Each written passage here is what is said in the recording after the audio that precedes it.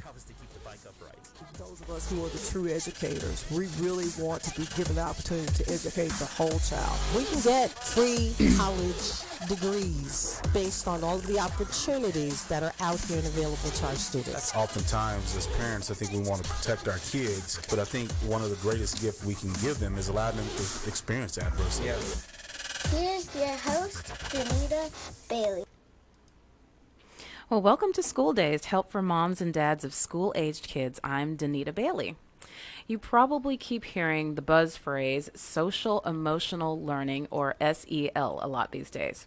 Schools have jumped on board with it, incorporating SEL into the school day and training teachers and administrators to adopt SEL curriculum and even incorporate it into core subjects. Extending this kind of learning into the home and our daily routines helps kids strengthen their skills by allowing them to practice it in situations that just happen organically and with different people. Research shows that social emotional learning not only improves achievement by an average of 11 percentage points, but it also increases pro-social behaviors, improves student attitudes towards school, and reduces depression and stress in students. Individuals with a strong social emotional skill set are primed for greater academic success and success in life. And kids are learning to practice social emotional skills early. Daniel Tiger from PBS's show Daniel Tiger's Neighborhood popped in my mind the other day while I was researching for this episode. And if you've ever seen Daniel Tiger, you'll know that he shares great tips for dealing with your emotions set to catchy songs that help you remember. Like, for real, I've actually been helped by Daniel Tiger before. So I thought I'd play you guys a clip. Let's play some music! Excited! You can play too. Clap. Like this. When you feel so mad that you want to roar, take a deep breath and count to 4. Wanted to play with a triangle, but someone picked it first, and that made me mad. Really, really mad. Before we go any further, let me just say it does take a village. If you hear a great parenting tip or negative advice, share it with your parent friends. Facebook it, Instagram it, tweet it, link it in, and add the hashtag School Days Show and the hashtag I Am School Days. And also, we want you guys to be a part of the show. So if you have any questions or comments, give us a call at 214-431-5062. So without further ado, let me introduce my guest. Priti Ahuja worked in advertising as an account executive for a decade before attending Erickson Institute for her Master's of Science in Child Development and Early Childhood Education with an ESL specialization. She worked as a teacher in Dallas for 5 years before transitioning to her current role as a social emotional learning coordinator. So thank you so much for joining us, Priti. Oh, thanks for having me. Yeah, and we just found out we worked both in advertising at the same company, but just in different states. Yes. So that's kind of cool. Cool connection. We're family from way back. So let's jump right in. Great. So you work as a social emotional coordinator in an SEL department of a local school district. So what does that even mean? What does your job entail? So Dallas ISD, my current executive director proposed as a special project working on social emotional learning in the district 2 years ago. And so our department is 2 years old. We now serve a little more than half of Dallas ISD schools. So what we do is we give professional development. We work with administrative teams and teachers. We talk about emotional intelligence and everything that has to do with social emotional learning. So I have various schools that I work with, it's the gamut. I mean, sometimes I'm visiting, observing, and coaching teachers directly. Later today, I'll be coaching an administrative team and coming up with a respect agreement with them for them to use. And so it's really, there's a lot of education. There's a lot of misconception about what SEL is. Mm-hmm. And I like to call it SED. I like to call it social emotional development because I think we're all on the road. And I would say probably the most challenging part of my job is really adults. There's a lot to unlearn. Oh, yeah. And so the unlearning is really hard. And then once you do that, you can learn and replace behaviors and habits. Well, for example, what kind of things are you having to help them unlearn? So you can't give something that you don't have. Yeah. And so if you don't have emotional, well, not everyone has levels of emotional intelligence, but if there are areas that you need to develop, then you can't give that. As a parent, as a teacher, you set the emotional climate in your classroom. Actually, can I read you a quote? Or can I read everyone a quote? This is my favorite quote. And this applies to parents. This applies to teachers. It's by, I don't know how to pronounce his first name, Jinot Haim. Haim is his last name, Haim. I've come to a frightening conclusion that I am the decisive element in the classroom. It is my personal approach that creates the climate. It is my daily mood that makes the weather. As a teacher, I possess a tremendous power to make a child's life miserable or joyous. I can be a tool of torture or an instrument of inspiration. I can humiliate or heal. In all situations, it is my response that decides whether a crisis will be escalated or de-escalated, and a child humanized or dehumanized. And so really the work is with adults. If we want to help children, we really need to get on board and help ourselves respond rather than react. We need to think about some of the punitive policies we have in place. Everyone has great intentions. We all have really great intentions, but we have habits and behaviors that we've learned from teachers, from parents. We tend to parent like we were parented. Many times we tend to teach like we were taught. It's just what we know. It forms our worldview. And so that's what's hard to change if it hasn't been an ideal situation for you as an adult. Mm-hmm.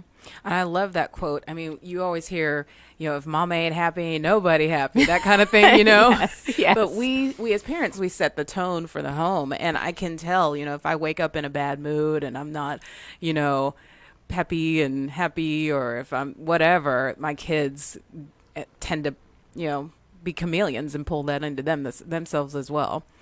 Absolutely. I think they're emotional bridges that we all have between each other, and we can feel it, and kids, when they want to get your attention or they want to push their buttons, they know how to do it if you're not in a place where you can respond versus react. Yeah, absolutely. So what is social emotional learning? So social emotional learning is comprised of 4 main competencies and then a 5th that kind of brings everything together. So there is self-awareness. This is, a lot of people think that they are self-aware, but many of us are not self-aware. This is actually the most difficult competency, I think, to cultivate and practice. And so what self-awareness is really, how tuned are you to yourself? Are you able to identify your emotions? What kind of conversations are you having with yourself? Do you know your strengths, your limitations? So Eckhart Tolle's book, Power of Now, he talks about his realization where he kind of said the words, and then I told myself, or I thought to myself. So inherently, that's to use, right? That's that metacognitive element. Can you get on a balcony and observe yourself? And so that's really self-awareness. How tuned in are you into who you are? Self-management is the second competency. So there's 2 competencies that are focused on self. So the second is self-management.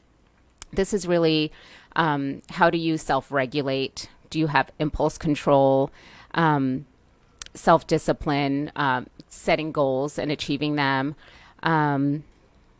I think probably these 2 competencies are the ones, and I know we'll talk a little bit about mindfulness and meditation later, but these are really strengthened by mindfulness and meditation because you're really working on yourself.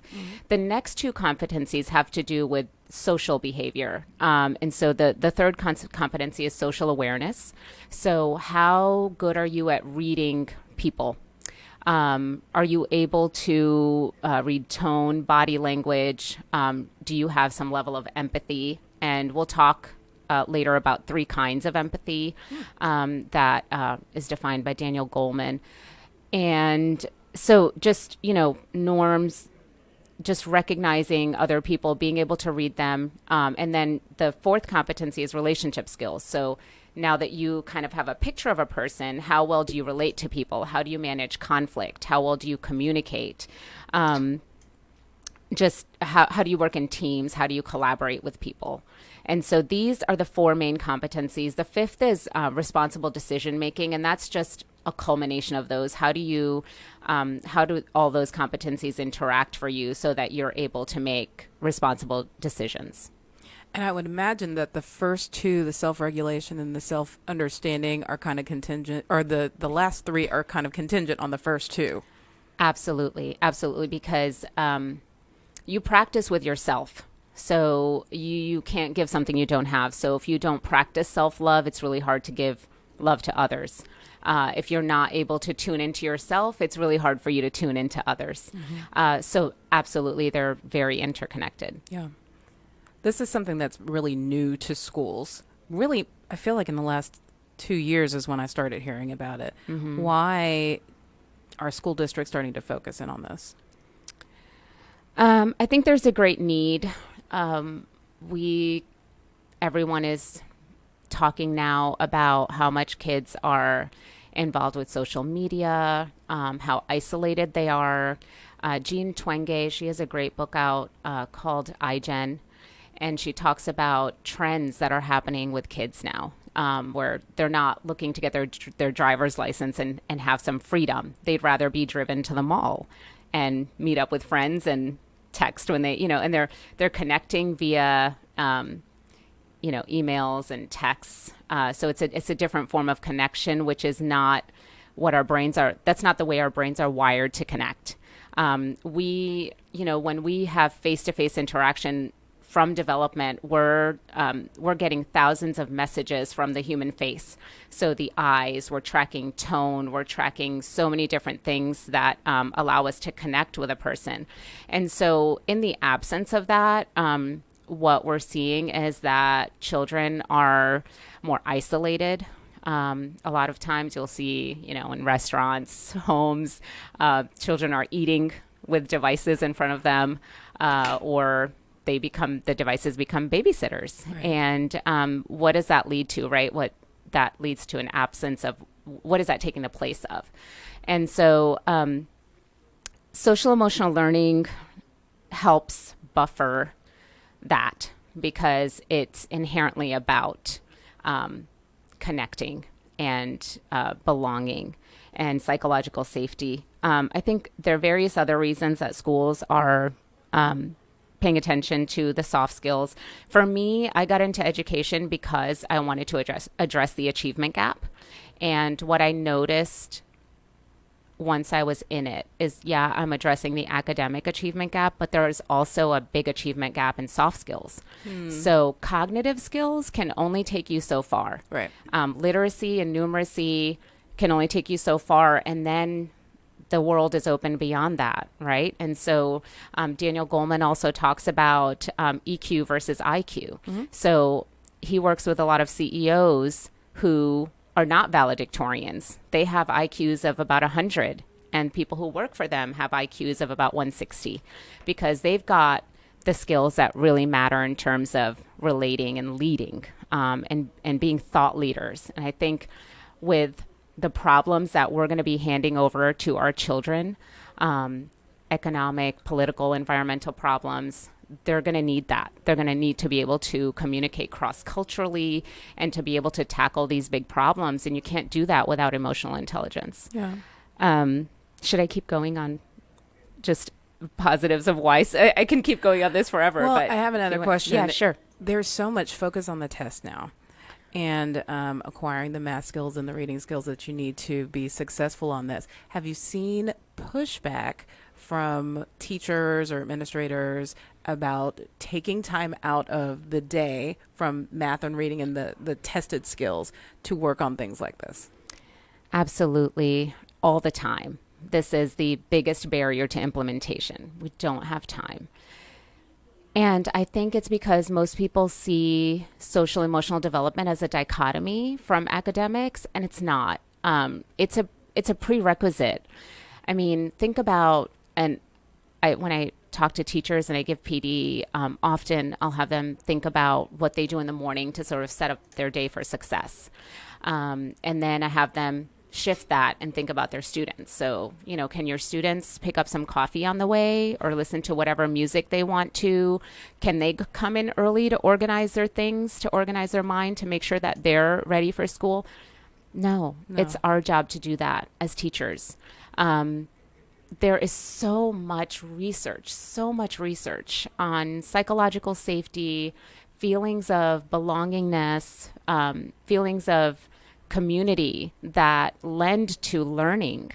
We can't learn. This is Maslow's hierarchy of needs. And at the bottom of his hierarchy of needs, he has, physiological needs.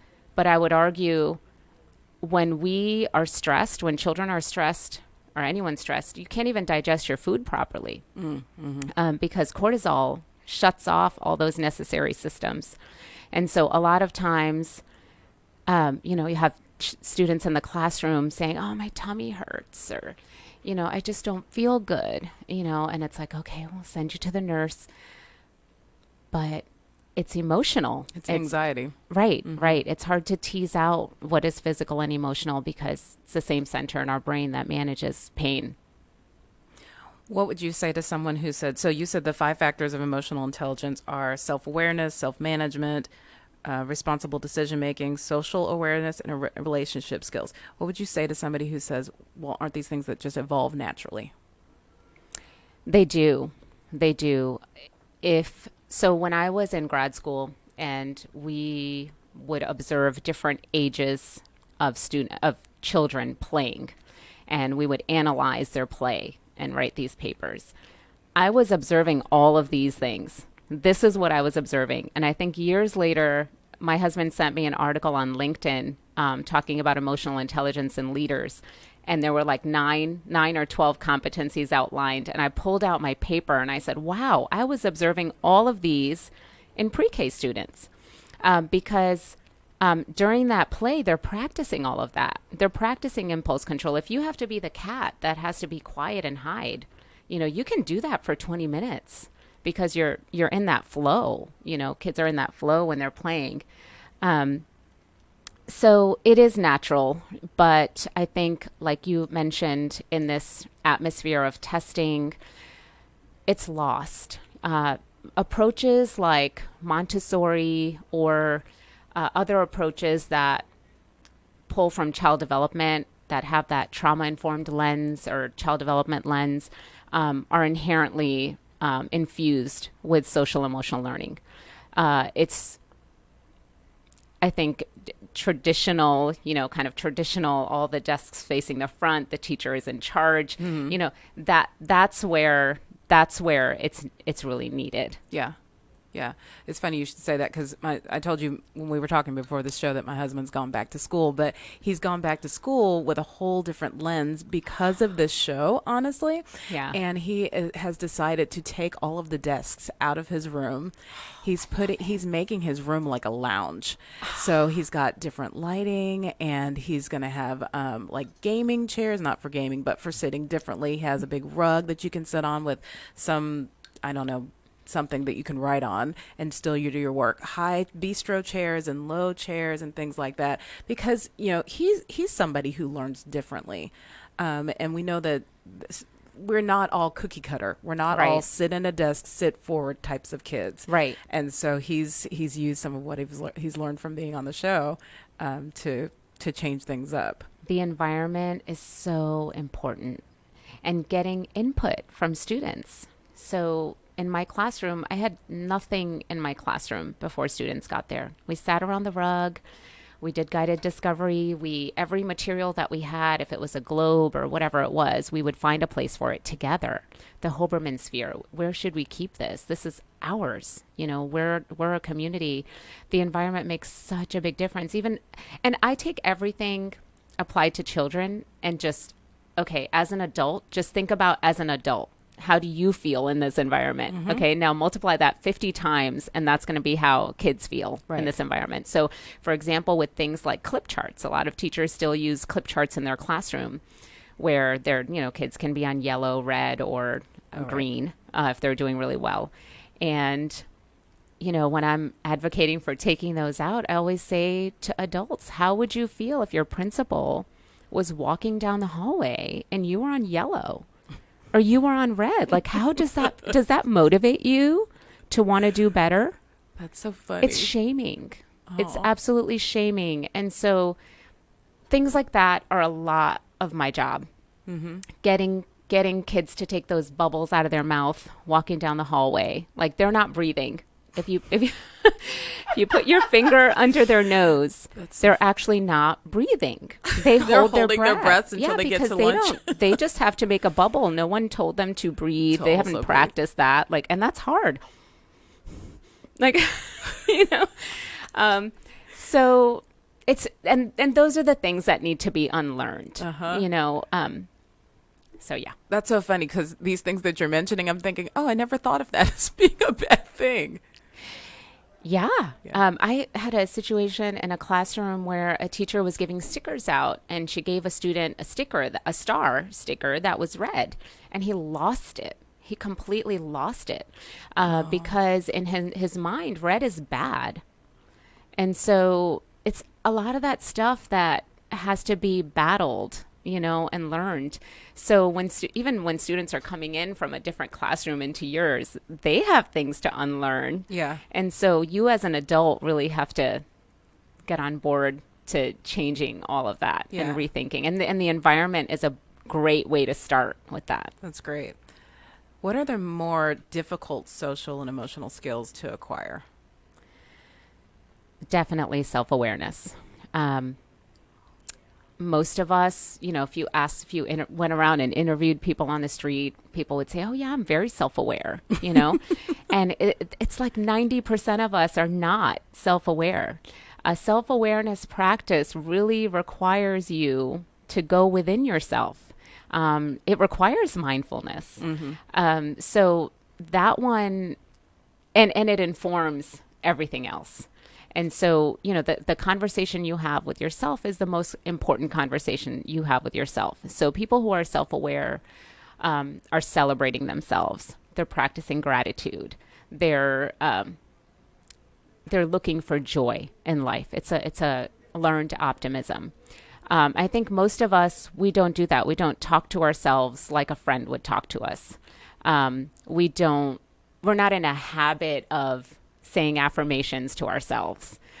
So it's learned. I think it's something that you have to actively work on. I don't think, maybe for some people it's innate, but it's the core of resilience. And it's the only way that you can manage and the only way that you can relate to others. So it starts with that. And I'm not saying that mindfulness or meditation is a panacea. There are a lot of other skills, that we need to work on, but I would say that one is the most difficult, and definitely the most difficult with adults.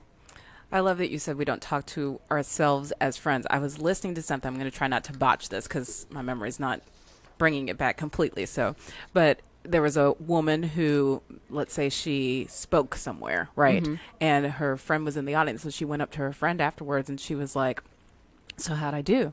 And she was like, well, I just didn't think you did a good job, and I don't like your hair, and your shoes don't match, and you just you didn't speak correctly in these areas, and you said you were going to talk about this, and I just didn't think that was a good idea. Yeah. But in reality, that friend was really herself. It wasn't a friend, it was herself. Wow. That was her own self-talk. Yes. Yeah. And so I think, although that it is one of the most difficult competencies to develop, I think we can take solace in that our brains are plastic. It's not, EQ is not fixed like IQ. So we can always develop that. I think in schools and for younger children, they don't, I guess, the approach needs to be less cerebral. So it wouldn't be this conversation like we're having. It would have to be more visceral. And so something like mindfulness is a way that they're strengthening their prefrontal cortex and strengthening their self-awareness without knowing that they are even. So it's kind of, learning is best when you don't know that you're learning. Absolutely. And so it's one of those things where I think with older kids, some of the SEL programs, journaling, things like that, all of these are different ways to strengthen your self-awareness, but bringing attention to how you talk to yourself. You know, I journal about that a lot. My girls and I would journal every night. We'll just write down joy, gratitude, and we celebrate accomplishments, things that we don't naturally do. And then we share those with each other. That's awesome. You mentioned some journaling that older kids maybe do. Can you talk about some of the different ways SEL is best taught at different stages and ages?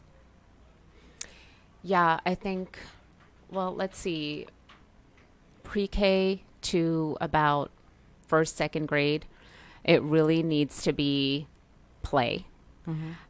It needs to be one of the things I really advocate for across all grade levels. And I'm big on mornings. I'm big on morning routines, is coming in and doing a morning meeting. And so this is where children would come into the classroom. Teachers would welcome them at the door, but then they get in a circle and they greet each other. And when I model this in classrooms, I ask kids, do you greet someone at home? Like, how does that feel? And we practice handshakes. We practice greeting each other. And afterwards, when I ask them how that feels, a lot of times the kids in, third grade and up someone will say that was uncomfortable. That was weird. Because we're not used to that human face-to-face interaction, especially with something like a handshake. But they really like it and they think it's cool. So it starts with a greeting, and then you share something. So it can be a quick, sentence stem. I'm big on making connections, every possibility to make connections. And then you play a game together. So you have an activity or a game. So with those three components in the morning, those needs of safety and belonging and that need to interact and talk and human connection and interaction, that's been met. So you have less attention seeking through the day. Oh, that's great. And I wouldn't even call it attention seeking. I call it connection seeking. So otherwise, when those needs aren't met, kids are kids. They need to play. They need to move. They need to connect. They got to talk about their weekend or whatever it is, the newest video game. And a lot of times they come to school and we don't make room for that. We don't make space for that. A lot of times younger kids will think their teachers live at school. They know nothing about their lives. And so, and I've had multiple times I've had teachers pull me aside and say, hey, this is the most amazing thing I've ever done in my classroom, like having morning meeting. When I was in Chicago, all the schools, school-wide, everyone did morning meeting every day. And so in Dallas, it was just kind of like foreign to me. Why people didn't have morning meetings? And one teacher, there's a little girl in the class who had a health issue. And she was being bullied a little bit by peers. And she said once they started sharing, they learned that this health issue was a big factor in her life. No matter what they shared, it would come up. And over time, there was so much empathy that was developed for her. And she said, and the teacher said, I just began to care for her so much more, which allowed me to help her in so many different ways. It just opened the door. And so that community building, that connection, that's the start, and then everything follows. Yeah. So I don't think you can do academic learning without that. You can't take academic risks. You won't answer those questions. You don't. And when you have to talk, that forces you to think. That forces you to summarize. So it inherently works on those cognitive skills as well. And then we also write like we talk. And so, that collaboration, that those communication, listening, and speaking skills, which is all SEL, flows right into academics. And when you have that connectedness anywhere that you go, if it's at church, if it's at your place where you work out, when you have that connectedness, it makes you want to go. It's such a motivator.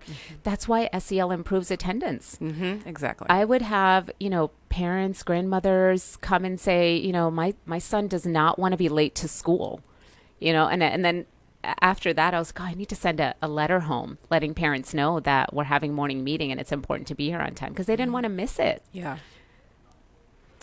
So you mentioned empathy, and you said that there are several types of empathy, which I wasn't aware of. So I feel like that's probably a particularly difficult skill to learn. Is it? So the three types of empathy that have been outlined by Daniel Goleman in his book Emotional Intelligence are there's a cognitive empathy, and so that's just I kind of know how you think. I may know, like, hey, you like football, so I'm going to talk to you about football. Like, I know how to talk to different people because I kind of know what their mental models are. And then, so that's very cognitive. That's a different center of the brain. And then there's emotional empathy, which is, I know how you're feeling. So I can read your face. I'm good at sort of that interpersonal connection. I can feel what you're feeling. And does that come from your own experiences? It does. It's often modeled by adults. It's just depends on kind of the worldview that you've lived through. I'm real, as you can see, I'm really big on adults. Like we are responsible. Like we have to take responsibility of teaching this. Yeah. The third kind of empathy is empathic concern. So that's where that's caring and kindness, and that's an empathic concern is a mother's love for her child, but it can also be in the workplace. I currently have a manager who is the best manager I've ever had. I know that he cares for me. I know that he cares for all of us deeply. And there are various ways that he shows that. So empathic concern is what we're really striving for. And I'm going to take it back to self-awareness, because if you don't practice empathy with yourself, you Right. can't show it to others. It's a practice. That's why we call it a practice. We practice empathy with ourselves. Another way I think to cultivate empathy is through loving kindness meditation. I don't know if you're familiar with that type of a meditation or mindfulness technique, but actually, if you want, we can take 30 seconds to do one right now. I would Do you love want that. to? Yes. Okay. So is this different from just regular mindfulness activities? No, it's a mindfulness activity, but it brings focus to empathy. Okay. So just going to invite you just to put your feet on the floor and just feel yourself, in your seat. Bring your attention to that. And we're just going to take one deep breath.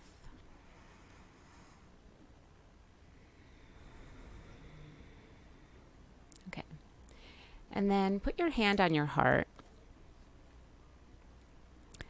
and repeat after me. May I be healthy. May I be healthy. May I be happy. May I be happy. May I be loved. May I be loved. And now think about someone who you're not particularly close to, someone maybe more neutral, someone you see here in the studio, or someone at the coffee shop who makes your coffee. And just bring that person to mind. And then we're going to repeat. May you be healthy. May you be healthy.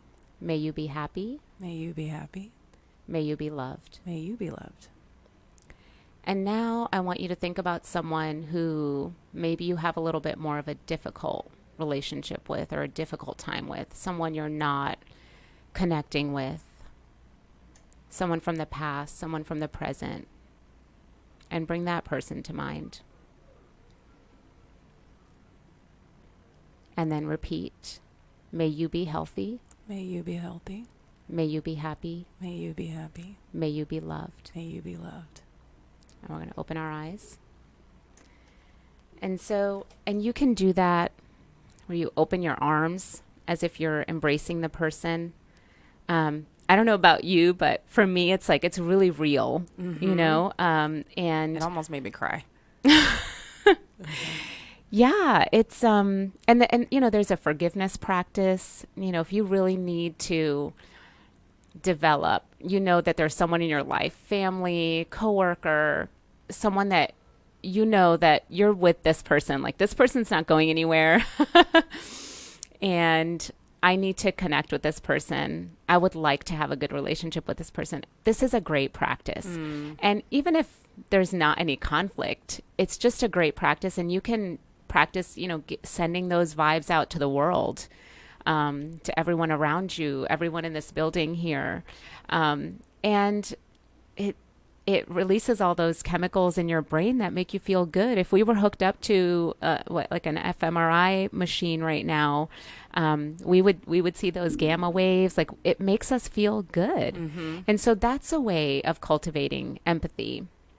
And I would say one more way is, again, coming back to self-awareness, being able to, like, having a diverse emotional vocabulary allows you to become more in tune with your own emotions and allows you to connect more with others' emotions. Right. So if we get away from just the basic, sad, happy, angry, tired, like we use like 7 or 8 words to describe our emotions. I'm going to pull up the mood meter here for people, but this is a mood meter, and there's various, types out there. But this is from the Yale Center for Emotional Intelligence. And actually, I'm going to put a little plug in for Mark Brackett's book here. If you're interested in learning more about your emotions and how to express them, this book is called Permission to Feel. I love the title of this book because sometimes we don't give ourselves that permission, but I think it enriches our lives in so many ways once we can diversify that emotional vocabulary and give ourselves permission to practice it. Every emotion is okay. In certain places, certain work environments, certain schools, that's not the case. And so this is another big part of something we have to learn. It's okay to be anywhere on the mood meter. It's okay to be nervous or worried or troubled or frustrated when you walk into work. But that's inherently what this is about, is moving out of those emotions. How do you move out of that to a good place? I saw that they're using this a lot in schools, and they actually have an actual meter, and the kids are learning vocabulary on how to talk about this. So can you talk a little bit about how they're using this and incorporating this into the day? Yeah, many classrooms are having students kind of check in the morning. And sometimes it's just a check-in, and there's some value just in the person that's checking in. Like, sometimes there's no one around, but I pull out the mood meter, or I pull out another emotion list that I have, because it feels good to actually be able to name exactly what you're feeling. So there's that piece, but people use it in morning meeting, talking more about feelings. Of course, communicating that it's okay to be anywhere, and we move through these through the day. There's a fifth grade classroom I'm thinking of where a teacher has very small versions of the mood meter taped onto students' desks, and they all went out and got a little pebble from outside, and they just kind of move it. And so when she's walking around and kind of monitoring, she can check in with certain students. This is being used on a staff level as well. I think there's a certain level of vulnerability there. Not many schools will make a mood meter public. They don't want parents to see it, but I think that's where the work is around this. It's okay if I walked in here this morning and I just didn't have a good morning. That's okay. Why do I hide that? Why do I need to be ashamed of that? All of the emotions are okay. And sometimes I may need to be, in a uneasy mood if I'm with a principal and I'm trying to sell SEL and I'm saying, hey, all this research shows that we need this. Like, why aren't you implementing this stuff? Why aren't you behind this? I might need to be a little bit in the red when I'm having that conversation. I wouldn't talk to a principal like that, but I might be in that kind of a mood, and that's okay. And so it's the permission. It's the permission part that I think we need to work on with emotional intelligence. It's the permission to feel it, but then to also, you're identifying it, then knowing that there's something you can do about it. Because I think oftentimes we're in a mood and we're just like, I just am in this mood and I'm not sure if there's anything I'm going to do about it or if I want to do anything about it. But just helping them deal with those emotions and giving them skills and tools to move to a better place. And yes, and absolutely, anyone and everyone can move themselves out of a mood. Everyone can move themselves out of a mood. You can stop right where you are, and there are different things that you can do. However, again, coming back to mindfulness and meditation. So, you know, you a lot of the listeners and you probably know a lot about the brain. And our amygdala, they're about thumb-sized, kind of right behind our ears, and that's our emotional center. So, and up here is our prefrontal cortex. That's our cognitive center. And the communication between the cognitive center, prefrontal cortex, and the amygdala gets interrupted when we're stressed. So all of our blood is going to our amygdala. It's going from our core to our peripheries, you know, because we're ready to react. That's what happens with kids a lot.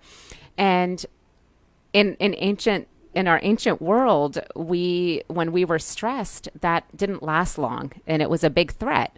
And now the stress is, you know, maybe for our students, it's, oh, I don't want to sit next to that kid at lunch again. He's going to take my food. Or I didn't do my homework. My teacher is going to be really upset with me. And that, living in that and ruminating in that. So what meditation, mindfulness, breathing, what these strategies do is they allow you to practice. So what are you doing when you're being mindful? Your attention is going elsewhere. You know, if I sat here and I closed my eyes, I have a million things to think about, but I'm going to try to keep bringing it back to my breath, my anchor. My attention goes, I bring it back. So I'm training my attention. And so that's why we're practicing that, so that when we're in the moment, our brain knows how to do that because it's practiced. So it's built the connections. Right, exactly. Outside of the stressor. Absolutely. And then if you can get on that balcony and you can pull out your journal or not pull out your journal, and you can observe what's going on, and you know that's the biology of the brain. Oh, I need to breathe. I'm going to take, you know, some deep breaths, and then I'm going to maybe write about this. I'm going to think about the emotion cycle. And, you know, a lot of the stress that we have comes from our interpretation of events. Mm-hmm. It's not the actual event, because everyone, you know, if we operate in a world with a positive worldview, we know everyone has good intentions. But our interpretation, you know, is all based on our filter and what we've experienced. So there are ways to kind of tease through all of this, through journaling, through mindfulness practice, and learn to move yourself out of these emotions. The people at Yale also have an app that I have on my phone. It reminds me to check in a couple of times a day. So I check in, you know, on the mood meter, and it asks me if I want to move, you know, to yellow or green. And then I'll choose kind of where I want to be. And then there will be I can read some inspirational quotes, or I can look at some images of nature, some calming images, and it'll help me, you know, kind of move. And I think in a classroom with students, what that looks like is the calming areas. Teachers doing breathing and mindfulness through the day, maybe with some movement, not having kids sit for a long time. Like, you sat through some of the professional development that's, you know, hours and hours, and you're like, okay, like, I'm done. Like that's how a lot of our kids feel. Mm-hmm. And so it just helps us to integrate so that we can actually have a less stressed experience at school. Let's take a quick break to say that if we want to, we would love to take your calls if you have any questions. So give us a call at 214-431-5062. I love that your app asks you if you want to move to a different place. Yeah. Because you have to make the choice to decide, I want to be in a better place than where I am right now. Yes. And then, so this is, I'll show here. So this is energy on this side and pleasantness down here. So if you have very high energy and very low pleasantness, that's your red, right? So if I'm in the red, I can choose whether I want to go to yellow, which is like excitement, or whether I want to be in green and just kind of be at ease, just, content, or whether I want to be in blue. I don't know why I would want to move to blue, but maybe sometimes. But yeah, I don't think I want to be alienated or excluded. But anyway, so I can kind of choose what emotional state I want to be in. And I just think that's the coolest thing, to be able to control your mind and be able to decide how you want to feel. That's amazing. And you can do that at any time. You can do that in the middle of a really hard emotion, and you can say, wait, this is what's happening in my brain right now. Oh, I'm interpreting this way. This is a story I'm telling myself, and I'm turning my day around right now. I'm going to go over here. We all have the power to do that, and I think that is such a superpower. It's great that the schools are focusing on this, because we can be so distracted by our self-talk and our negative feelings and thoughts and whatnot that it can keep kids from focusing on academics and what they need to do, not only in school but also at home. Absolutely. Absolutely. I came across this really great quote. Okay. So I want to give parents some tools to be able to support what schools are doing at home. This quote says, "It takes practice, but you want to see kids' emotional pain like you see their physical pain. It's not their fault. It's a challenge they're facing and one you can help them with." So we as parents have a tendency to have expectations of our kids to deal with their emotions when they haven't yet developed the skills to do it. And, if one of our kids broke their leg, we wouldn't just tell them to walk it off. But we often do that with emotions, and not understanding that, even as adults, we don't have the skills to deal with our emotions sometimes. So kids whose brains aren't completely formed, so much more need help and skills. So what are some of the things we can do to help for parents to help our children to develop some of these social emotional skills? I'm smiling because you just answered your own question. Oh. Because you said that parents don't know often how to deal with their own emotions, and they get buried, right? The way that children learn about the world is by watching adults. In the absence of adults, there's no way that they could learn what we want them to know or how to be in the world. And so for parents, the work is really with yourself. How are you talking about emotions? Are you being vulnerable with your kids? Are you saying, right now I'm feeling, whatever those I am statements are you using them? If you use them, they will use them. In a classroom, if a teacher uses them, students use them. That's how they learn to operate. So the work is really with yourself as an adult. So last December, we were coming back to school, and on January 6th, I had committed to doing PD on self-care. And so all through that Christmas break, I was doing research, and that's when I really started reading Daniel Goleman. That's when I started my mindfulness practice. And that's when I learned this, how to create that space between stimulus and response, right? So watching how we're responding to our kids. They just model that right back to us. Right.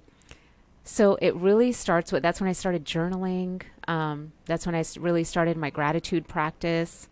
Around the same time, I went out with a friend to lunch, and she's like a corporate executive.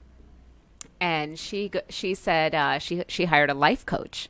And so I'm like, cool, that's awesome. What's a life coach do? And she's like, I don't know. She just told me that I have to start with writing down 3 things I'm grateful for every day. And so I'm like, really? And you're paying this woman like all this money for her to tell you to write down? Yeah, I'm like, yeah, I'm grateful. Like, but I wasn't. It wasn't that deep practice. It wasn't that, it was just like, yeah, the clouds are pretty. It wasn't that looking at the clouds and thinking about how that condensation happened, where that water came from, and then maybe being thankful for water and that color. Like, what color is that really? Just really practicing like that deep gratitude. That changes you. And then you change everyone around you. Yeah, absolutely. So your children, they're just right. It's like, I always, when my kids were little, I would say, okay, I'm Mama Ducky. And, there were the baby duckies behind me. That's what it is. They just follow us. They just follow us. And we have such a great responsibility to them, but we have to do that hard work on ourselves. So where do we start? As parents? Where do I start? Yeah, as a parent. As a parent, start listening to your self-talk. Maybe start just practicing writing down one accomplishment, one joy, one piece of gratitude daily, sharing that with your children. I think it's really just that giving that attention. A lot of times we don't know that we're having those negative conversations with ourselves. For sure. Download Insight Timer or Calm. The Insight Timer has some great little guided meditations to bring your attention to these things, to forgiveness, to loving kindness, self-love. So that, I think that's really where it starts. I really like, this is a book by Susan Kaiser Greenland. It's called Mindful Games. So this is what I'm using with my children right now. So before bed, for example, one of the games in here is just taking like a ball or a stuffed animal. And so we do this. My husband participates sometimes. I'm still working on his SEL skills, but I'll do it with my daughters. So what you do is you just have your stuffed animal or your ball and you say a problem and then you throw it and say a solution. So I could say, I have a mountain of work to do, but I'm going to get up early tomorrow and do it. And so I'll throw it. And then, because sometimes having those explicit conversations with them after school, nobody really wants to sit and talk all about their day. Like you've gone through it, and then now you have to regurgitate it all and reflect. And, no kid wants to do that, especially middle schoolers. So, but this way we just get a little something about our day. And then it's positive because you're coming up with a solution yourself. And then sometimes we get stuck and there's not a solution and we help each other out. So I love that it's called Mindful Games. It's just to my kids, it's a game that we're playing. I'm not being SEL mom, psychologist person in front of them. It's just a game. And so those type of things can be really helpful, but the work really needs to start with self-awareness with yourself, because your aura, your energy, your smile will be different. Your engagement, your connection with your kids will be different when you really connect with yourself. Absolutely. I also like the Headspace app. Have you ever used that? I have. I like that. It helped. I downloaded it a couple of days ago, and it did a mindfulness exercise like the one that you did for me. So I like that one. I also like understood.com. Oh, I don't know that one. Understood.com is a parenting website, and particularly they have something called a parenting coach. And what you do is you select the challenge that your child is having. So let's say we're having anxious thoughts, right? And then you select their grade, and then it gives you strategies that you can use to help your child with whatever challenge that is based on their grade and whatever their challenge is. So, oh, that's fabulous. I know. And so there's all sorts of different topics that you can use, them being bullied or whatever. Wow. Yeah. That's great for teachers. Absolutely. And what are the two apps? I want to repeat the other two apps. You said Calm, and then there was another one. Yeah, I use Calm and Insight Timer. And Insight Timer, you can choose whether you have 5 minutes, 10 minutes, 20 minutes, 30 plus minutes, and they're different the guided meditations have different focuses. So they'll just be on different topics. If you just had a really hard day and you're feeling anxiety, there are ones that are for anxiety. There are ones that are for cultivating loving kindness or self-love. So kind of depending on where you are. So I'll check in on my mood meter app, and then sometimes in my van when I'm sitting there in between schools, like I'll check in, and then I want to be in a really good place when I walk in, right? So I have this just thing I do at the threshold, before I walk in, and I do the same thing before I walk into my house. In the evening, I want to make sure I'm in a really good place, because I know, like, I read this quote every day. Like, I know I'm setting that emotional climate. So I know I need to be in a good place, and I know I can get there no matter where I am. So that, I think it's just been the most powerful, most important thing I've ever done for myself in my life, is to cultivate this resilience. Absolutely. So there are going to be some people who are going to watch or listen to this episode, and they are not going to necessarily want to buy into this because, emotions are things that are difficult for some people to deal with. So a question they might have is, what can you do to ensure that you're not giving your children permission to hyper focus on their feelings, and how do you balance that with them having resilience? So what I'm saying is, having kids that are just so into their feelings and they can't move on. How do you make sure that by giving these skills and whatnot, they're not turning into that kid that can't deal? I think it's having those tools and strategies as a parent or an adult. I'm not really sure about that question, because I don't think that you can ever spoil someone with attention to their feelings. Most children, just like adults, don't have the vocabulary to communicate what their feelings are. And so us learning more deeply about feelings and helping them name them will help them come out of that quicker, for sure. Yes. So it's that whole name it to tame it. I'll give you an example. So I was at a school. There was a little girl who was really upset and crying. She didn't want her dad to drop her off at school. And so I didn't know them. I just knew whose class the little girl was in. So I just kind of stood aside, and then I had this little Hoberman sphere in my hand. So a little while later, I got an idea, and I went over and I said, "Hey, do you know where Miss L's class is? Because I have this little gift for her class. Would you mind helping me find it?" And, I'm trying to play into, to try to let the father go to work and get her to her class. And she's like, "Well, it's upstairs." And so I said, "Man, I'm going to have a really hard time finding that." And so that didn't work. And then I said, I have this Hoberman sphere, and it helps us to breathe in different ways. I was like, "I'd love to show it to you."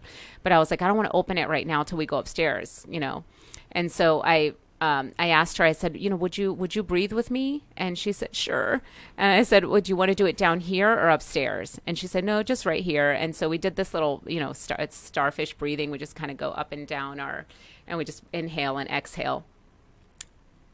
Not 30 seconds later, that girl was holding my hand, and we were on our way upstairs, because the blood flow went back into her prefrontal cortex.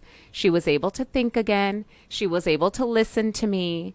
She's like, "Okay," because I said, would you show this? Would you share this with your class with me after that? And, it was amazing. It was like magic.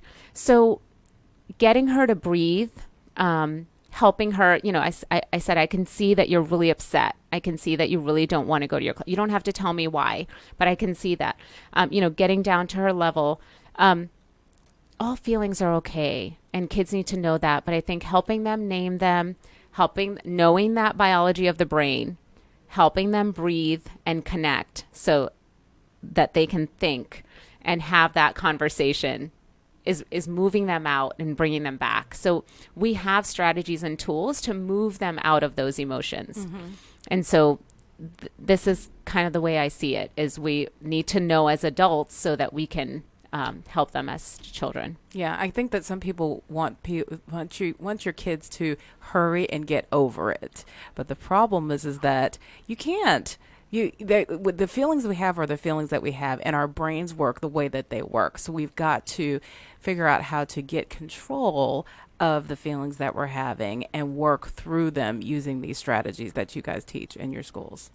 Right, absolutely. So this little girl was feeling guilty because she left a little bear at home that she took for the weekend, but it was the class's bear, and she was supposed to bring it, and she thought her teacher was going to be mad at her. But helping her, just naming that emotion, oh, you're feeling guilty. Yes, I'm feeling guilty. That's what it is. Once you know what you're feeling, you can move out of it. But if you don't know that, then you have nowhere to go. What's the danger of not allowing them to feel? I mean, just as adults, what's the danger of not gaining these social emotional skills? Issues in the tissues. This is emotional pain is physical pain. There's a book I read a few years ago. It's called The Body Keeps the Score. Right? So emotions that are not transmitted get transpired. They are somewhere within us. And they come up when they're adults. They come up in fits of anger and things like that. Now, specifically with boys and men, displays of emotion are not seen as something positive. And boys learn to suppress those. But other emotions are okay, right? Like anger is somewhat okay, versus crying or fear. You know, boys are not supposed to show that. And so it gets suppressed, it gets passed on, and we don't live the life that we want to live. All of these things get suppressed. Like our brain is just recording, especially when we're young kids. Bruce Lipton, our subconscious mind is just recorded, and then we just push play. And that's what's going on for the rest of our lives. So that guides our interactions, that guides who we're going to be as leaders, who we're going to be at school, who we're going to be at work. It guides how we think about ourselves. If we've been shamed for having certain emotions, we're not going to we're not going to give ourselves permission to have those emotions. And we just can't be fully happy or healthy. When you think about something that you're stressed about, you can feel it somewhere. Everyone holds it in different places. So I know for me, like I feel it in my neck and my shoulders. I get tense. Some people don't eat when they're stressed because they know they're not going to be able to handle that food and digest it. That it's more in the stomach and the digestive system. So it manifests as physical pain. And according to The Body Keeps the Score, it manifests as disease. It's trauma. We hold all that trauma. And we know this from, the adverse childhood experiences, which you're probably familiar with. 9 or 10 markers of trauma and stress, adversity that children have experienced.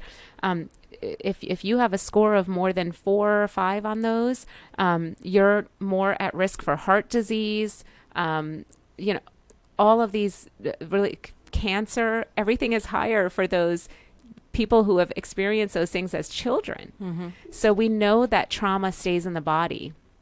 And I think that's a big reason, very big reason to practice, exercising our emotions. Absolutely. That's a great way to end. Thank you so much. Unfortunately, we're out of time. This was really awesome. And thank you for sharing all of this wisdom with us. I know that this is going to be a big help to a lot of students and a lot of parents. Awesome. Thank you. All right. So North Texas Giving Day was an incredible success this year. We had 144 donors who gave $10,300 to help fund our free tutoring program. So thank you for your sacrifice and for giving from your hearts. It really was a big deal to us. And special thanks to our corporate donors, Tarrant Roofing, Christian Brothers of Grapevine and Southlake, Renewal Medical Centers of North Texas, Brighter Possibilities Family Counseling, TCAL Kids, and Caliber Barber College. And also, School Dazed and I have been nominated for 2 Sharky Awards this year. We are nominated for Best Blue Bowl Show of the Year and Best Female Host. So thank you so much for that honor. And we would love to win, but we can't do that without you. So head to schooldazedShow.com and cast your vote. You can also go on the Fishbowl Radio Network Facebook internet website. I'm sorry, I can't get that out. And that's fbrn.us, and you can vote there as well. And I will put a link in the Facebook Live feed here for your convenience. So go out and vote. Next week, I'll sit down with Holly Naskey, the coordinator of the Gifted and Advanced Academics Department of Irving Independent School District. She is a 23-year veteran in the field of education and will talk to us about gifted and talented students and the programs available to them. So make sure to share that with your parent friends about next week. Also, head to our website, schooldazedShow.com, for more information. And remember, you don't ever have to miss a show. Find us on Spotify, Apple Podcasts, Google Play Music, and pretty much anywhere you listen to your favorite podcasts. And don't forget to follow us on Facebook, Instagram, and Twitter at Noggin Foundation. That's Noggin. And do you YouTube? You can find episodes of School Days and other videos featuring the fun educational programs we offer on our YouTube channel. Just search for Noggin Educational Foundation. And last but not least, we always want to end our show by saying that David and I are parenting by grace. We depend on God to give us the wisdom and strength we need to raise our kids into flourishing adults. And if you would like to know more about that, please email me at info@schooldazeshow.com. Have a great week. School Dazed is sponsored by Noggin Educational Foundation. At Noggin, we provide free educational resources to students from low-income families and support to their parents like the preceding broadcast. School Dazed is made possible by the generosity of listeners just like you. Please consider donating to Noggin at Noggin, Noggin, foundation.org. The wait is over.